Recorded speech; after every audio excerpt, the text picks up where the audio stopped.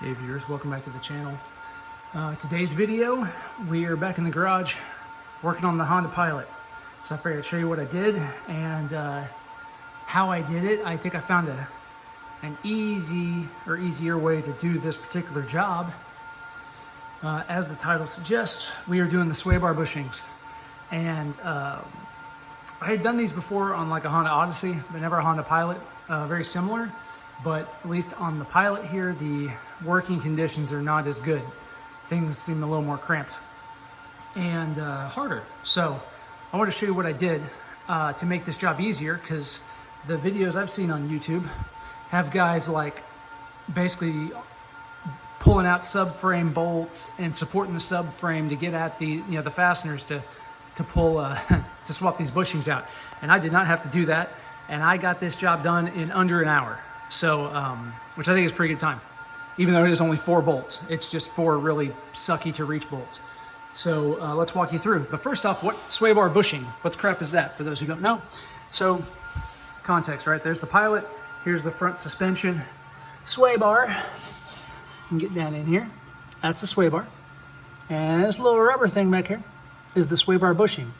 So that just prevents squeaks and keeps the sway bar kind of tied and isolated to the frame, so that you reduce body roll. That is the primary function of the sway bar. And so, as you can see, maybe right there, and right there, there's 2 bolts on each side. And what had happened was my old bushing, I'll show you right here. All right, over time, these things get brittle and soft, and that hole that the sway bar fits in gets kind of wallered out to where, and loose, to where the sway bar will actually move inside that bushing, which is not what you want. And that's what causes clunking and more body roll and that kind of stuff. So the way you test for that, actually the way I found it, is you get on the car, right? Have the car be on the ground, okay? And you just push on it and wobble it. And in my case, every time I rocked it, I could hear a clunk, right? I was hearing it driving, and then I was able to isolate it with the car parked. And so what I did, in my case, I crawled under the car with a flashlight while my dad rocked the car to cause the noise, and I just looked around to see what was moving, what might be clunking and what shouldn't be. And lo and behold, it was that sway bar bushing. That sway bar was moving inside that bushing, and that was no bueno. So we got to fix that. And what you're seeing here is the completed repair. I did it already in typical fashion, as far as my videos, right? But I'm going to show you what I did and how I did it. So I knew that these bolts were going to be hard to get to. So I started off with basically every 14 millimeter wrench and socket I could get, right? I got a 3/8 normal ratchet, 3/8 deep, 3/8 long ratchet, 3/8 normal, with a normal socket. All these are 14 millimeter in size, right? Your normal combination wrench. I got a offset box wrench. I got a ratcheting wrench. 3 out of the 4 bolts, right? All along the passenger side here, and then both on the passenger side and then 1 on the driver's side, I used with this guy right here. Long ratchet, flex head. You may not need the flex head, but it helps. And then a 14 millimeter standard depth, shallow socket. In this case, this ratchet's Harbor Freight one. I like it. For the money, it works great. The little toggle switch kind of sucks. It's a little loosey-goosey, but you get what you pay for. And I believe this ratchet has a lifetime warranty on it, so I could always, if it dies on me, I can get a new one. If I were to buy it again, maybe I'd buy the Tech 10 version and try it out. Tech 10 socket on there. But the last bolt on the back side, on the other side, and I'll show it to you in a minute, and that's the one where people were dropping the subframe and doing all kinds of stuff. That was a booger to get to, but I have the magic wrench, and it's affordable. It is this guy right here. One of these. In this case, this is a Pittsburgh, right? Harbor Freight. So don't need to spend an arm and a leg.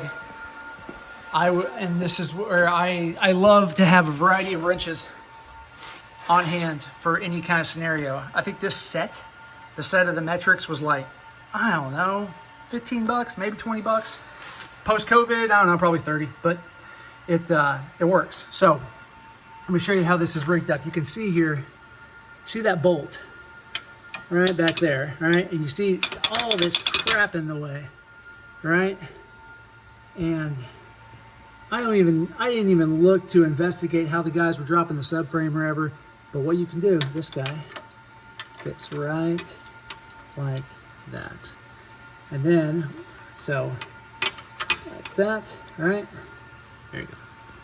So that's the setup. And what you can do is hold tension here, and then on this side of the wrench, right where my pinky is, you can just tap it with a sledgehammer, right? I use a 5-pound sledge just to break it loose. And these things are not torqued to death, right? So mine actually broke loose pretty easy. And then once you do that, you're about, you got about a 10-degree, 15-degree swing arc, and you just do it nice and slow and painful, but you'll get there and it'll work. And then installation is reverse of removal. Getting the old bushings off of the sway bar, that you can see there's a split in it, so you just kind of peel it off. The trick I found was get a pry bar up under here to lift that sway bar up, to lift it off of the frame a little bit, and then you can kind of manipulate that bushing a little bit to slide it off. If you can rotate it around right where the split is facing down, then you can peel it off a lot easier, and you got way less problems. So that is how I did it. That's what I would recommend. I think that's about it for the repair. I was worried about this one just because I knew it would be simple but painful, and I'm going to jinx myself saying this, but it went absolutely perfect, right? Auto repairs generally don't go perfect when you're, at least for me, like when you're doing it in your driveway, but this one went smooth. So that was my experience. That's how I did it. I hope this video helped you with maybe some tips and tricks if you have to do your sway bar bushings. I think the big takeaway is, if you ever are shopping and you see a funky shaped wrench, right, that you don't have, buy it, because you never know when you might need it. So I've learned my lesson. If I see any more funky shaped wrenches that I don't have, better believe I'm gonna pick them up. So thanks again for watching. If you like the content I give you, please like, share, subscribe. It really helps out the channel, and I greatly appreciate it. So thank you again for watching, and we'll see you in the next video.